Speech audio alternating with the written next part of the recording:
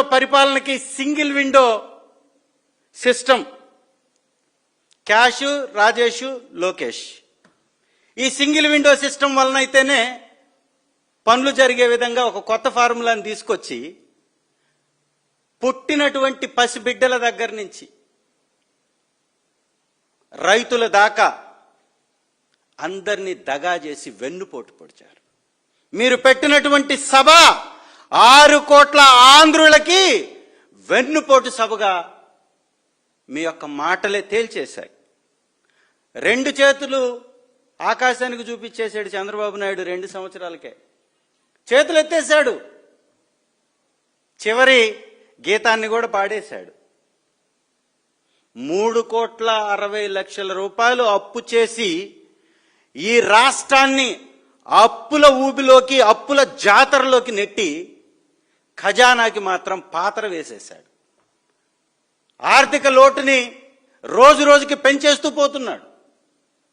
ఇవాళ 2 సంవత్సరాల్లో నువ్వు సాధించింది ఏంటి అంటే చెప్పుకోలేనటువంటి గతిలో, స్థితిలో ప్రభుత్వాన్ని నడుపుతున్నటువంటి కార్యక్రమం. ఇంకా ఆ సభలు పెట్టినప్పుడు ఆ ఉచ్చారణలో కూడా శబ్ద స్పష్టత ఉండదు. ఏం చెప్తారో వాళ్ళకే అర్థం కాదు. ఎవరిని ఎవరు తిట్టుకుంటున్నారో, ఎవరిని ఎవరు తిడుతున్నారో అర్థం కానటువంటి ఆ సంభాషణలు. ఈ లోకేష్ గారు తను నడుపుతున్నటువంటి విద్యాశాఖలో ఈ రోజు వరకు సింగిల్ రూపీ ఈ రాష్ట్ర భవిష్యత్తు కోసం, ఈ రాష్ట్ర భవిష్యత్తు అయినటువంటి విద్యార్థుల కోసం ఒక్క స్కూల్ మీద వెచ్చించినటువంటి పరిస్థితి లేదు. అక్కడే మొదలైంది రాష్ట్రం తిరోగతి పాలు ప్రయాణంలోకి జారుకుంటుంది అనేటటువంటి విధంగా విద్యకి పాత్ర వేసేశారు. విద్యని ప్రైవేటు వాళ్ళకి అమ్మివేశారు. ఎక్కడ పట్టినా గణనీయంగా చేరికలు తగ్గిపోయాయి. ఉత్తీర్ణత తగ్గిపోయింది. రోజుకొక పేపర్ లీకేజ్. ఉద్యోగాలు సూట్ కేసులకు అమ్ముకుంటున్నటువంటి పరిస్థితి. విద్యాశాఖలో ఉద్యోగులకి ర్యాంకులు వస్తున్నటువంటి పరిస్థితి.